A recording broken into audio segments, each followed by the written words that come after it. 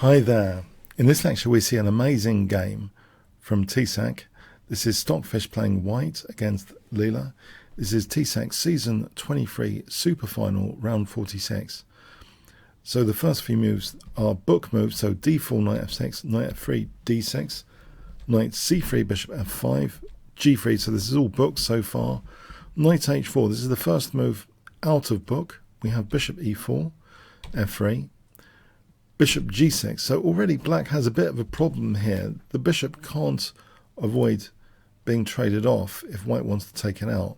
If bishop c6, there's d5, and that is trapping that bishop. So the bishop goes to g6, but now e4, e6, queen e2, c6, bishop d2. So black is trying to play a kind of French defense, but with the bishop outside of the pawn chain. So one slight downside of this approach is that black can become softer on the light squares. This bishop is often adding solidity to the black position. And here white has the option of trying to weaken the light squares and take this bishop out. So in a way, sometimes the French defense is much more solid than this scenario. So d5 is played. This looks like a solid pawn chain, but without the bishop adding solidity to it, it can be taken off. We have white casting queenside. D takes e4, and now an interesting knight takes e4 is played here. If f takes e4, the bishop is actually kind of useful for bishop h5. So this position could cause a retraction of the knight. And here, after d5, knight e5, white's advantage is limited. It's a small advantage. It's limited. So knight takes e4 is very interesting now. Bishop h5, and now knight g5. This looks at various soft spots. The king's still in the center. Even though, the bishop's covering f7, this looks like a dangerous move. We see h6. If rook c8, g4, this is just an example. White could build up on e6. And here, knight takes g6, h takes, knight takes f7. And the light squares are in trouble after queen takes e6 check, bishop d3. White has a pattern here, a kind of common pattern, trying to checkmate the king here. g5 is still dangerous for black here in this scenario. If the knight moves back, or away, then bishop takes g6, and then queen f7 splat, checkmate. And if queen f7, white's getting advantage here. G takes f6, and then f takes g7 check, and then rook takes e6. So these are very dangerous scenarios indeed. So that just shows, a casual move like rook c8 can lead to trouble here. So we have h6, and the knight just goes to h3. And it looks very, very curious how these knights are knight on the rim is dim, as they say. But if you listen to a podcast, say, from Adams on Perpetual Chess podcast, he mentioned, principles are principles. You have to look deeper in your actual position to see it might actually work out well. You need concrete variations, and Stockfish is extremely concrete. It's not playing by principles. It's not ruling out this situation just because there's knights on the rim being dim looking. They can spring back into action actually quite quickly. So this general rule has exceptions, and here for the moment, sure, they're inconvenienced. And we see g5. So why g5? Isn't that quite committal with the king still in the center? If bishop e7, we can see that knight f4 is troublesome. So for example, black castling g4, and then knight takes g6, knight h takes g6, queen takes e6 check is terrible for black. So g5 is tried, g4 here, and now bishop e7. So this is a very, very interesting situation indeed.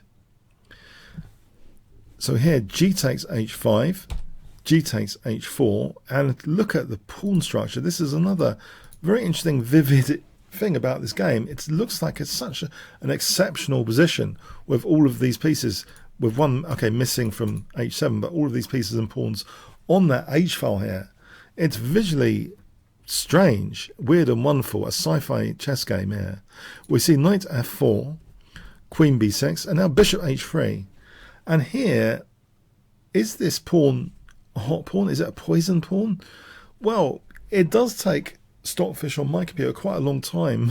In fact, I didn't wait. It thought that queen takes d4 is a reasonable move. But maybe it's the case that castling should be played here. Put the king into safety. Forget taking the pawn. And white doesn't have any clear-cut win here on a certain depth, at least anyway. So, for example, knight takes e6 doesn't seem to be up to much here. Black should have the advantage here. And if king b1, okay, the pawn is kind of hot to take here because of knight takes e6. This is different because of bishop c3. And we get a strange situation emerging where actually, in this situation, black's in big trouble because the two bishops are working very well together with the king on the queen side. I'll give you some examples here. Let's say rook hf8, bishop e5, queen b4, rook g7. The pressure mounts on this 7th rank. And here there's a delightful move which kind of puts black into serious trouble for 200 points. What do you think is good here for white? Yeah? a3, just nudge the queen. Now if queen b5, we can take, and then rook f7. And yeah, the bishops are absolutely amazing in this scenario. So the king's cut off with escape squares. There's an absolute pin on d7. If knight g8, rook d3, this third rank is nice for white. Contrast the third ranks of the position. White can use that third rank for attack. f4, black's totally tied up here. This would be a zugzwang move, f4. Not rook c3 checks a bishop c5 and black's okay. But just f4. What does black actually do here? Something's breaking off in this position after f4. If a5, b4, and here, for example, bishop takes f6 and getting the material back. But what else? What else was actually possible there? If king b7, bishop takes d7. If h3, let's just entertain this for a moment. Bishop takes h3, king b7. We're just going to take on d7. What is black doing here? So black's losing material, essentially, in this position. It's getting nasty. Yeah, it's basically a zugzwang position. And if we follow that through, if we win the piece back here, then this position is also pure torture for black. For example, here, rook takes e7 is winning material, but what else? It's just torture. So it's interesting the scenarios where black does castle queenside, even here. So, yeah, castling can be dangerous if combined with queen takes d4, but black played queen takes d4 here, not castling queenside. And now knight g6. This is an absolutely amazing move. Knight g6. What on earth is this about? Well, intuitively to me, it seems to be about the bishops on these key diagonals. Trying to do something with these bishops on the key diagonals. But let's look concretely now at this. So f takes is played. If rook g8, we can grab the dark square bishop. And this position looks very scary for black. Say f4, rook d8, f5, the king in the center and white having the bishop pair here, h6 dropping off. This is evidence enough, perhaps, that white's just absolutely winning this position with zero risk and zero counterplay. So f takes is played, and we have now bishop c3. So here, queen c5 is played. If queen f4 check, king b1, this position with bishop takes e6, and black is in big trouble here in this scenario of castling queenside. These bishops are really combining well on these key diagonals. So as example, if king b8, bishop takes d7, and then bishop e5, ouch, check, winning the queen. Now, if queen f4 check, immediately king b1 and black castles queenside, bishop takes e6. Again, we have this scenario where bishop takes d7 is dangerous. So, yeah, the king's in big trouble. So bishop e5 check, winning the queen. So, okay, so black plays queen c5. We have rook he1. And now e5 is tried. H takes g6. And now rook g8. Why not castle queenside here? If castling queenside, it seems queen takes e5 is very strong. Again, we get this scenario with that very nasty pin. Rook takes e5 is probably the way to go here, it seems. Looking at the bishop. Now, if bishop f8, rook f5, and look at this pressure on this diagonal as well as this diagonal, really is quite amazing. So rook takes f6, and the pack of cards collapses. Bishop takes f6, bishop takes h8. So we have rook g8, and this creates its own issues because there are bouncy lines of attack to the king in the center. For example, you can see that in theory the queen could use h5 one day. We see f4, which is making that one day even closer. And now black plays rook d8. If black castles here, then there's actually a remarkable move in this position. This is absolutely a remarkable position, and there's a remarkable move in this position for 200 points. So what do you think that is? It really is a kind of straw that breaks the camel's, back here, so to speak. Very difficult to see if it was a human game. a3, it's got this bishop b4 threat with this unfortunate configuration, a skewer configuration. And it's not the only move for advantage, but it's a great one. Bishop takes e5 is also very, very dangerous looking, with a3 again for a b4 threat. So this is also, for example, a situation which black could be pulverized after bishop takes f6, rook takes d7, and black's getting pulverized here. But a3 is super cute as well, though. What is black doing? You see queen b6, there's queen c4, and now the queen's gliding in to torture all of these targets. So, for example, rook takes g6, queen f7. This position, things are falling off. And, yeah, it's just very, very tricky stuff. If king c7, f takes e5, this position, there's rook takes d7 check, and the point of the queen on c4 can gobble g8. Thanks very much. So very, very interesting scenarios indeed. So we have rook d8, and now f takes e5, knight d5, and that dream of having the queen with this bouncy road of attack is emerging now. Queen h5, and it comes with a very concrete mating threat of g7 checkmate as the pawn covers f8. We have bishop g5 check. If knight takes c3, let's put that on the board for fun. g7 is checkmate. If king f8, then queen f5 check is juicy. If king g7, then black gets mated. And otherwise, if bishop f6, e takes f6, and white has a big advantage. So bishop g5 check is played. And now, just to retreat, this position with the king in the center is terrible for black. Now, bishop d2 is a must move. If king b1, then black's winning with knight takes c3, b takes, knight takes e5, and all of black's worries have gone, disappeared. Black's better. So bishop d2 keeps the attack going. Queen e7, g7 check, and this is winning back material. This is very, very nasty, forcing queen f7, because now queen takes f7 check, and white is emerging after the queen's come off with a winning position here. So king g6 is played, and we have bishop takes g5 first before e takes d7. So that's hitting the rook. So h takes g5. We have e takes d7. Now the bishop controls these two pawns very well, and it's pretty menacing, this position. We have king takes g7, rook e5, king f6, rook d e1, king g6, bishop f5 check, king f6, and now bishop g4. So locking down the g pawn, and the rooks are potentially infiltrating here. We have king g6.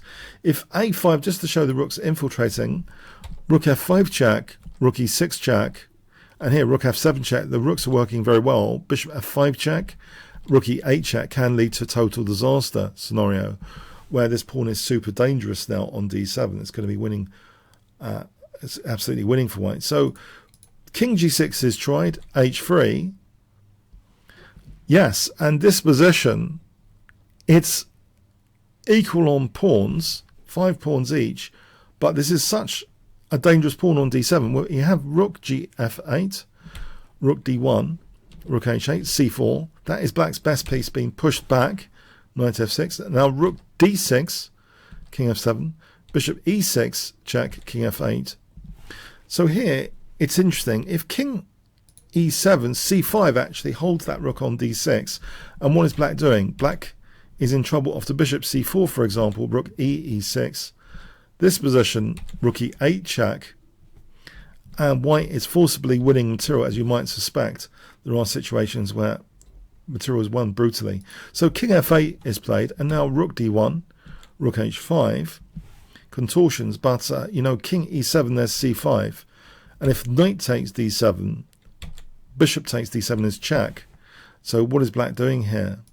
If king f8, rook f1 is nasty, and here white just stands so much better. King b1, and yeah, what is black doing? So anyway, rook h5 is tried.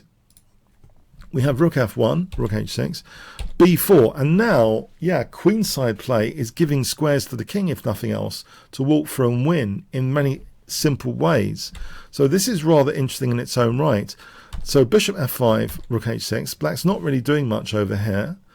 And now bishop e6, rook g6, king b2. The king starts walking up the board potentially. King g7, bishop f5, rook h6, c5, king g8. So here, if knight takes d7, you might ask, there's rook e7 check, simply winning a piece. So king g8, rook d1, king f7, bishop e6 check, king f8, rook f1. So playing with black a bit. King a3, king g7, bishop f5, again pushing the rook to a passive position, rook d1. So here, bishop e6 check, king f8, and now taking out this g5 pawn, we have knight e4. So white's a clear pawn up now. Yes, horrible stuff. Rook e5, horrible for black. So knight f6, and now b5, and this sets up all sorts of interesting wins, actually, b5, with the king walks now emerging as possibilities. Rook h5 is played. If c takes b5, here's an interesting variation to show, you know, king walk potential. So during the actual game, I thought there's interesting variations like this. Now, if a6, you know, the king could actually walk on these dark squares because black's kind of tied up.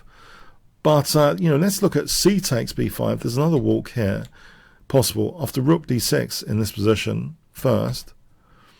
That's strong. But even immediately, king takes b5, and we can force a king walk, which is winning. Show this variation is absolutely winning with king c7, winning material. So here, yeah, white's just material up. So yes, absolutely fascinating stuff. But rook h5 was played. And now rook takes h5, knight takes h5, b takes c6, b takes c6, rook d6. A king walk also works here, king b4. You know, this position could be very dangerous for black, where we can take on e6 and just win this endgame here even, because the king's got a6 to play with. You know, this is a winning king and pawn ending. So anyway, rook d6 is played, knight f6. Rook takes c6, knight takes d7. Rook d6, it's over, king e7. Rook takes d7, and now rook takes d7. It's a winning king and pawn ending. And Leela decided not even to bother taking the bishop. It's absolutely a winning king and pawn ending in any case. So c6, and the game carried on till checkmate. The new rules of TCEC carrying on till the checkmate. So let's see the checkmate on the board, check, and then mate. A fascinating game. This is only really a brief analysis of this game, but I will create a study link for it at FIDE Chess, as well as a blog post soon. It's just one of the more fascinating games. So what really grabbed me, and I posted it on Reddit, and it seems to be one of my more popular posts to Reddit all year.